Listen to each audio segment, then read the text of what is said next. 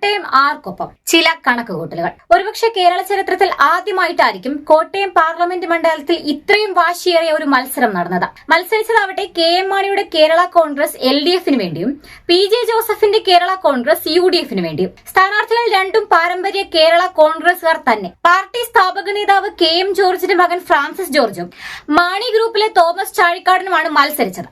ഒരുപക്ഷെ വടകരയും കണ്ണൂരും കഴിഞ്ഞാൽ അതിശക്തമായ രാഷ്ട്രീയ മത്സരം നടന്നത് കോട്ടയം മണ്ഡലത്തിൽ ആണെന്ന് പറയാം.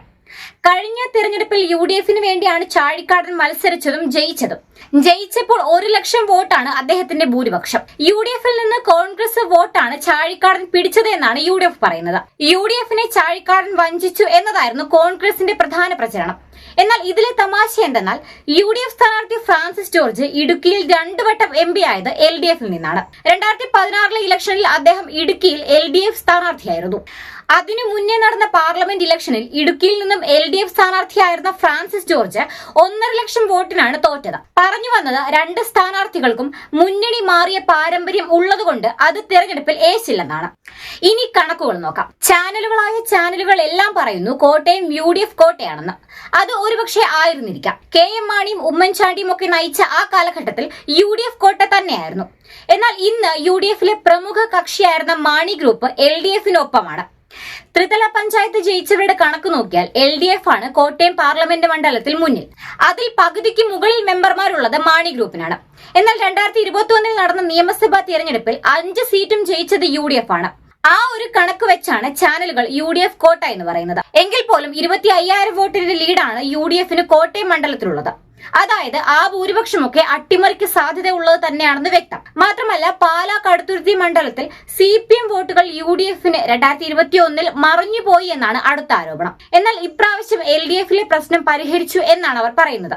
ഇനി ഇപ്പോഴത്തെ കണക്കെടുത്താൽ 65% പോളിംഗ് നടന്നത്. അതായത് ഒരു 3,50,000 വോട്ട് പിടിക്കുന്ന ആള് ജയിക്കുമെന്നർത്ഥം.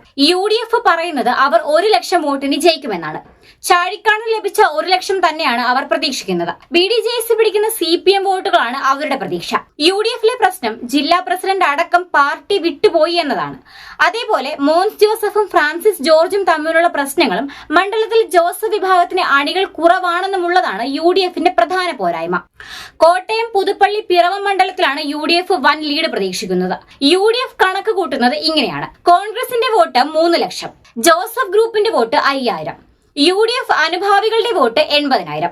അങ്ങനെ 3,85,000 വോട്ട്.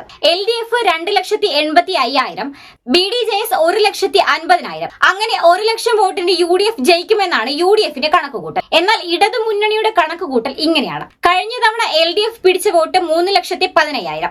അതിൽ നിന്ന് 40,000 വോട്ട് BDJS പിടിച്ചേക്കാം. അപ്പോ 2,75,000. കേരള കോൺഗ്രസ് Mന്റെ പാർട്ടി വോട്ടുകൾ 75,000. ചാഴിക്കാടൻ വ്യക്തിപരമായി പിടിക്കുന്ന വോട്ടുകൾ 20,000.